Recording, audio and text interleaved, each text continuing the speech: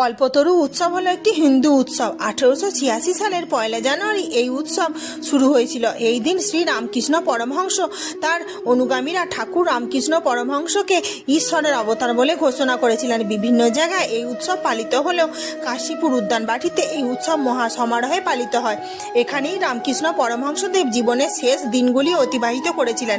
দক্ষিণেশ্বরের কালীবাড়িতেও এই উৎসব মহা সমারোহে পালিত হয়।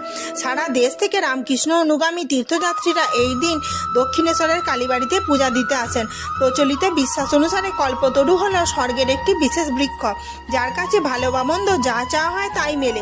আক্ষরিক অর্থ অনুযায়ী কল্পকথার অর্থ ইচ্ছে এবং তরু কথার অর্থ বৃক্ষ। 1 জানুয়ারি রামকৃষ্ণ পরমহংসদেব তার ভক্তদের বলেছিলেন, তোমাদের চৈতন্য হোক।